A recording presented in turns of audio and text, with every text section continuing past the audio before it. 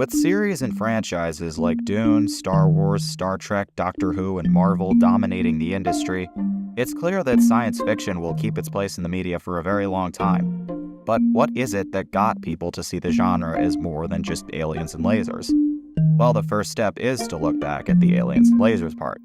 Great Depression/World War II America saw science fiction as largely a genre for children. Media like Flash Gordon and The Invisible Man were the most that people saw in terms of science fiction. These stories still found respect and pop culture relevance, some even still around nowadays. But many of these stories were seen as sillier, the type of cheap and colorful for black and white film content that's meant to entertain and manipulate kids into buying merchandise. For the Flash Gordon franchise, the central characters were often stereotypes, rather than fully fleshed out characters. And since it was also an episodic format, there was little incentive to change the status quo, which meant that these characters didn't get much character development. And for movies like The Invisible Man, they would, instead of explaining how its main concept works scientifically like the novel would, just say, "It's easy, really, if you're clever. A few chemicals mixed together, that's all." While this was mostly fine for the kids, adults were less than eager to consider science fiction as a mature genre. One such person being Charles Beaumont.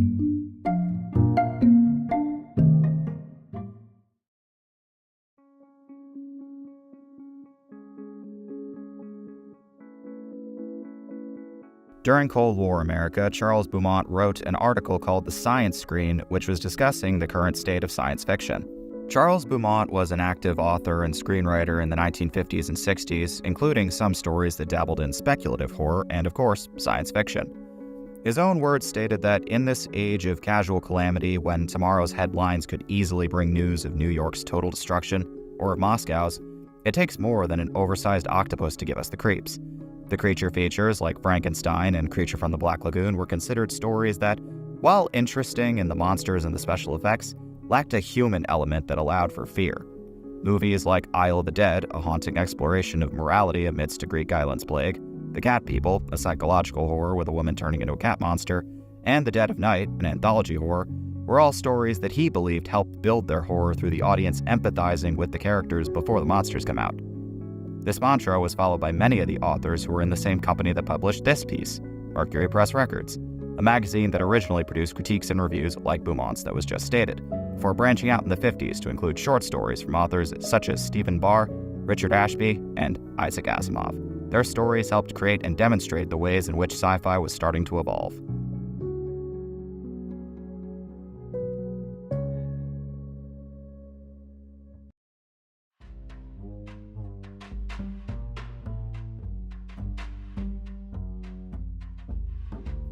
Isaac Asimov's piece, The Talking Stone, follows a scientist and a mechanic who discover a massive radiation-eating creature floating through space.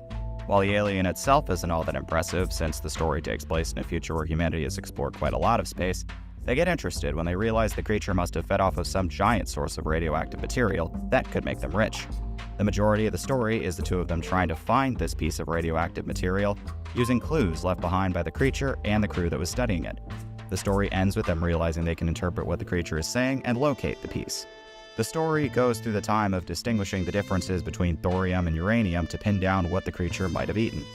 This story also blends the elements of crime noir, which was popular during the 1950s and 60s.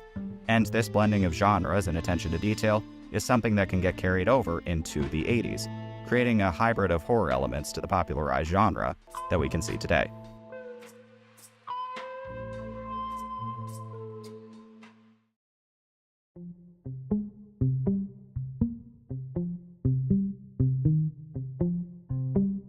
Furthermore, the late 50s and 60s were also a time riddled with the fear of nuclear destruction, racism, and other overall messy politics. Richard Ashby produced a piece for the Mercury Press called The Sling. The story follows three main characters, Lee Pritchard, Daniel Crane, and Gil Carlo. Lee Pritchard's friend and scientist, Daniel Crane, is looking to help Lee win a political race, and is also working on teleportation technology. Gil Carlo is presented as a corrupt, hedonistic, and racist politician who spends the first half of the story using his more passionate followers to antagonize his opponent, Richard, some of them even burning a cross on his lawn. He also displays himself as a farm boy at heart and speaks in a heavy southern accent. At the end of the story, Daniel loses faith in his friend's chances of victory and uses his teleporter to send poison directly into Carlo's stomach, giving his friend the victory. The story makes reference to the civil rights movement. Gil Carlo is also meant to be seen as a personification to the politicians such as the Dixiecrats, a short-lived segregationist party who was founded 4 years earlier and acted mostly in the South. For this story, the sci-fi elements are mostly in the background, while the political commentary serves as the main conflict. Science fiction writers would hone, and some even mastering, this balancing act by the 1960s, when some science fiction classics made it to television.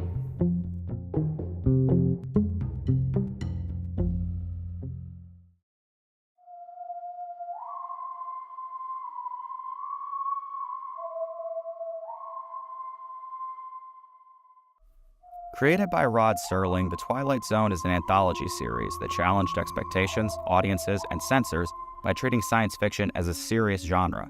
The Monsters Are Due on Maple Street delves into paranoia and societal breakdown as neighbors suspect each other of being aliens. The Obsolete Man warns against totalitarianism and champions individual freedom. The Midnight Sun explores isolation and human vulnerability in the face of a natural disaster. And Nightmare at 20,000 Feet, written by who else but Charles Beaumont, explores fear, isolation, doubt, and powerlessness in the face of the unknown when a passenger sees some creature on the wing of a plane. When color came into the picture, shows like Star Trek, the original series, offered social commentary about racism, imperialism, and the human condition. Through its blend of grand acting, ambitious sets, and poignant plots, the series transcended, as seen in episodes like A Taste of Armageddon, which questions the ethics of war and government control, and Doomsday Machine, exploring themes of war, loss, and technology's destructive potential. Through Star Trek's commitment to explore social, political themes through science fiction, it has remained a pop culture icon even nowadays. And through science fiction pieces like these, the genre has been able to prove itself as having the potential for social and political allegory.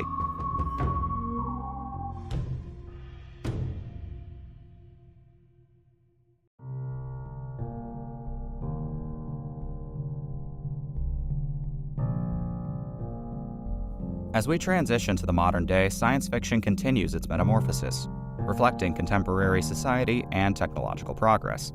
From the introspective tales of Black Mirror to the dystopian landscapes of Altered Carbon, today's shows delve into deep and intricate themes of technology, society, and human nature. Severance navigates the complexities of corporate culture and identity, while Love, Death, and Robots presents a mosaic of short stories exploring humanity through surreal animations. These narratives push the limits of storytelling, challenging audiences to ponder the ethical dilemmas of our swiftly evolving world. Once relegated to the sidelines, science fiction now stands as a mirror reflecting our collective fears, aspirations, and uncertainty about the future. And they are able to dive into deep stories about character as well. As we embark on this journey, the essence of science fiction should endure, reminding us of its timeless ability to provoke, inspire, and captivate across generations and galaxies.